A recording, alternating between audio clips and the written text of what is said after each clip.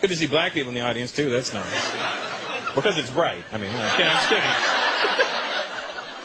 What, you all of a sudden you're sensitive black people all of a sudden with that? Whoa. I grew up around black people. You don't scare me. I grew up around Jamaicans, man. Jamaicans are hard people to grow up around. Any Jamaicans here tonight? They're like the most passive Jamaicans ever. They're like, Bobo lick shot. Hi, man, a brethren is a Jamaican. Look at this. Quietest Jamaicans in the world. Jamaicans are hard people to grow up around. You know why? Because when I was growing up around Jamaicans, you hang around Jamaican people long enough, you feel the need to want to be Jamaican. They just look so cool. Everything about them is cool. When I was a kid, I was like, I wanted to be Jamaican so bad. I started dressing like a Jamaican. I started wearing a little red, yellow, and green belt. And I started talking like a Jamaican. I started listening to reggae music. I started having kids I didn't know about. I did everything that I possibly could.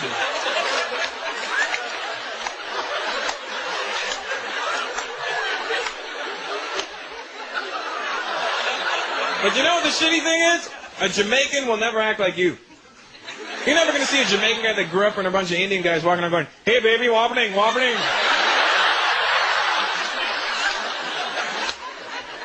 going to happen, you know? Felt bad for my dad because he tried fitting in with my Jamaican friends when I was growing up. You don't ever want a man from India trying to speak like a Jamaican at any point during his life. My friends would be in the living room, my dad walking, okay, come on, Marlon, move your bumbo clot and go home.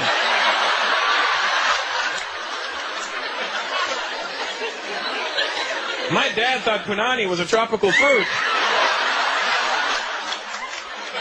It is, if you think about it.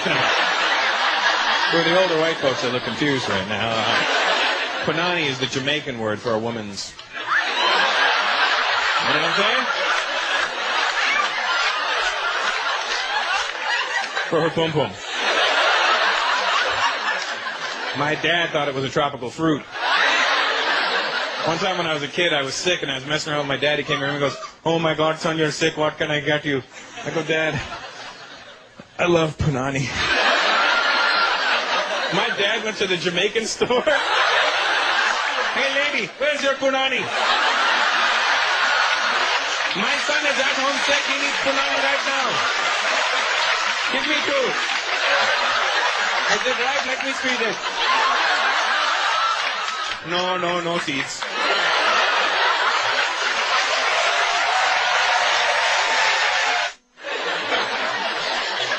When I was in South Africa, I heard real African names. My child's going to get an African name. I don't care.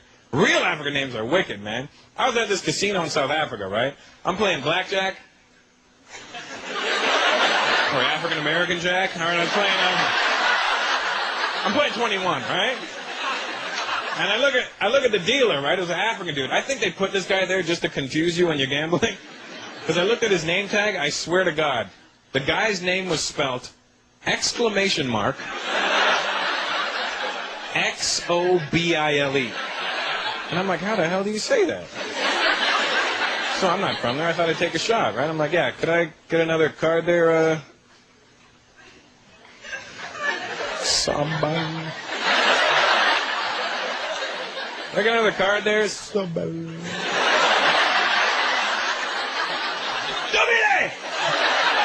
See, because I thought you had to start big, you know, because the exclamation was at the beginning of the name, right? Like, if it was a question mark, I'd be like, Dobile. But it was an exclamation, so I'm like, Dobile! And he looks at me and he goes, please do not yell in the casino. I go, I'm not yelling, man. I'm just trying to say your name. He goes, that is not how you say my name. I go, well, how do you say your name? I swear to God, man.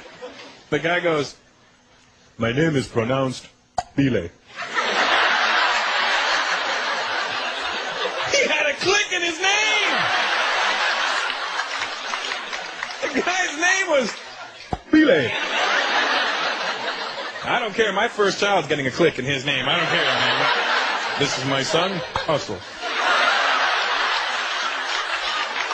The guy's name was Bile. It sounds cool when we're just saying it to each other, right? Bile. But think about how that must slow down his sex life, you know? Imagine he's in there with his woman, they're making love. Oh, baby. Oh, baby. Say my name. Say my name. Oh, my God. Pile.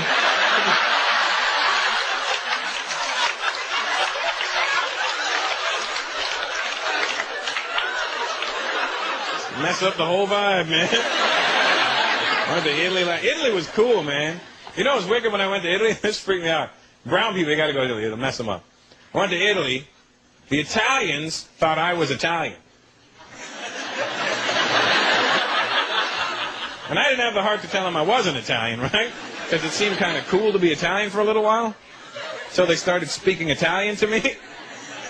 Then it just looked like I was retarded, you know, because they're walking up to me on the street. Signore, sono dove cordice, pascodonte, pascatini, periodo, periodo. Periodo, sì.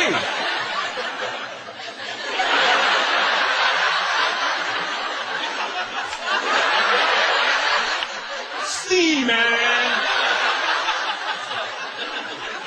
Then when I told the guy I was Indian, he would freak out. Indiano? No, Indiano. No, Indiano. Mario, che cazzo va Indiano? No, no, Indiano.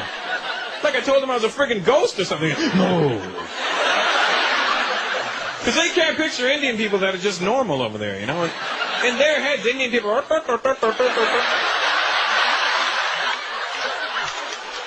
And we show up and shatter their miserable dreams for them. If you guys get a chance to go to Italy, it's cool, man. You don't even need to learn how to speak Italian. That's the good part. All you need to do is learn how to read their hand signals. Because every word in Italian has a hand signal that goes with it. Everything. It's like they all used to be deaf at some point, you know? Everything. Hey, hey, hey, hey, hey, down here, hey. What the fuck? You know what? I swear to God, this in Italian, you know what this means? This is what the fuck in Italian. Right here, this little hand motion is what the fuck. They'll look at you and they'll go, hey!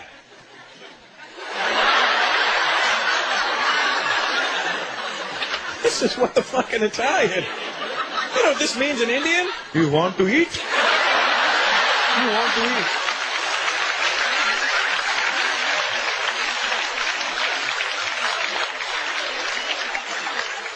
Imagine an Italian guy walking into an Indian restaurant.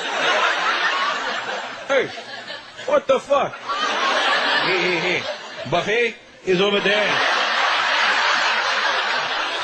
And you watch your language, or somebody gonna get hurt real bad.